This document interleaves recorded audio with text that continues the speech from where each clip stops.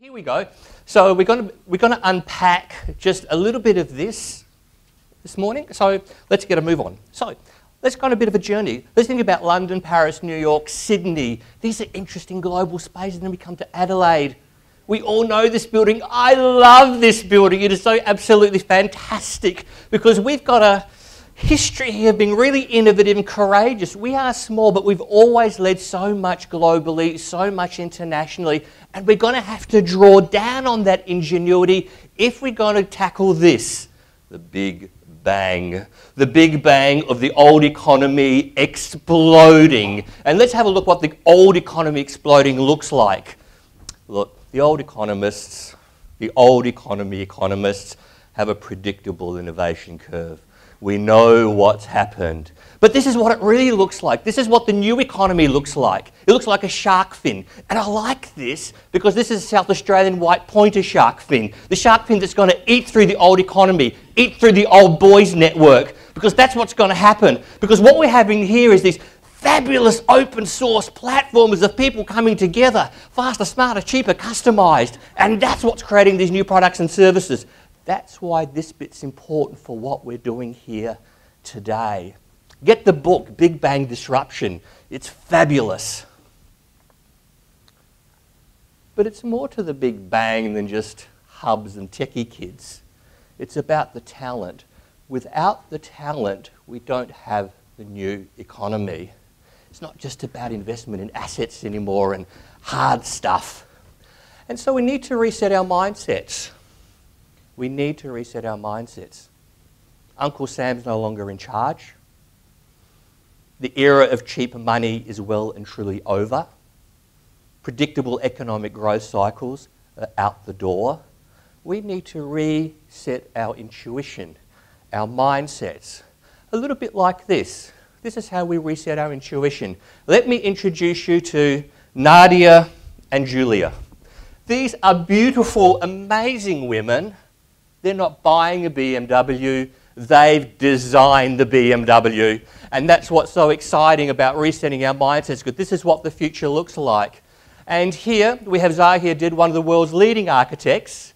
She's designed and built this new BMW plant where the BMW was being built. And just to take it into a new space with all the new materials of the future, she's also designed the super yacht of the future. Even if we pulled all our money together, we still couldn't afford this amazing super yacht of the future. So check it out, because that's what the future looks like. But there's only one problem. Men design most of the stuff. So imagine in South Australia if women started designing stuff, because women buy most of this stuff. They buy most of this stuff. So we need to reset our intuition and frameworks around this. So let's start unpacking these. We've got these on the front. You can read them.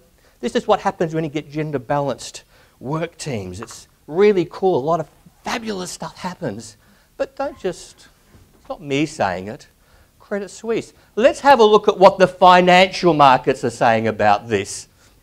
Companies with management, senior management, achieve 27% higher returns on equity, 42% higher dividend payout. Who's looking after your super? So, and this is what this is really important, because not having women is actually a financial risk management issue. It's an administration risk management issue. And let's have a look here. We really get into this space, you know, beer, Coke, pizzas, hubs, co-working spaces. It's all really cool. They're going to develop new products and services. Only one thing. The Dow Jones Women at the Wheel report revealed that if you have a senior manager commercialising this with you, you've got a 61% of chance of being successful, as opposed to maybe it will get up, maybe it won't get up. Powerful reports about how we need to think about embodying that within our thinking, embodying that within our policy making. But there's another dimension here as well. And I was speaking with Frank just a moment ago. Racial and ethnic mix, 35% higher financial returns. That's a McKinsey study. Powerful numbers about the power of diversity. And so if we have same, Peter, John and Gary, well, that's going to be a little bit like, oh yeah, that's okay. We're a bit on par. On the other hand, if we have mixed teams, different perspectives like Iqbal, Wang, Julie, and Ivana maybe, well, what the McKinsey report is showing is basically you're going to do much better. In fact, you're going to do 35% better by having those diversity teams. So let's have a look. 50-50, if not, why not? Everyone in this room needs to ask this question. When you see it, do it, ask it, demand it. These are the numbers here that we've looked at. Team experimentation is so important. Innovation is critical. We have to have those spaces of high trust, collaboration. That enables some of these things to really flourish. And this is what the London School of Business-based research is showing us. And so this, too quick? Let me introduce you to the next supermodel. And, yes, Scandinavian. The Economist has fallen in love with Scandinavia. And for good reason. For really good reason. For everyone here in state development and beyond, this is their gender and innovation policy. It's taken out of the platform of the Women's Office of Women and is now a core platform for their innovation strategy. So why are they saying that? Why are they saying that? Because they've done their research along with the financial markets, found gender balance teams are twice as innovative and generate superior financial returns. But not only that, they're not just sort of saying they're nice numbers, they're rolling their program across this stuff here, policy, through ICT, steel, energy, marine, forestry, food processing and advanced manufacturing. This is really extraordinary and important work in relation to driving policy through these traditional industries that make things. The industries that make things mean that Sweden, Norway and Denmark have current account surpluses and are not shoveling coal out the door while still running current account deficits. Important observation. And so what sort of things are they doing? There's a whole bunch here. This report's going to be on the IPAA website. Foresight exercise, I'll just go on this, I'm taking a bit too long, is that they do work with their people about what's over the horizon. What are the new industries? How will men and women come together to unlock the potential of those new industries? And that's really important. And when we go through here again, there's a whole bunch. Please read the report. They're working around mentoring, peer-to-peer, reverse. So many of their younger women are mentoring the older guys who tend to be running things, and it's a great energy is occurring through that. And they're also doing cross-industry mentoring. So if you're here, so what department were you in?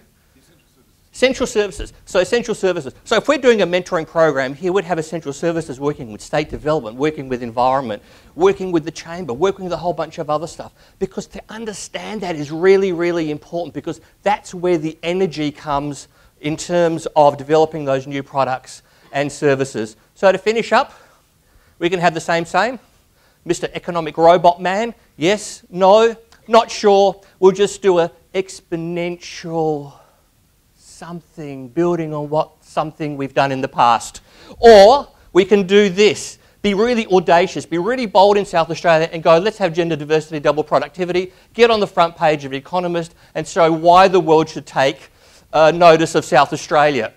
And as we say in our team, with all the projects that we do, the man or woman who said it can't be done is generally interrupted by somebody doing it. It's going to be the 200 cohort here that's going to drive this out, and you're going to be on the right side of history. Thank you.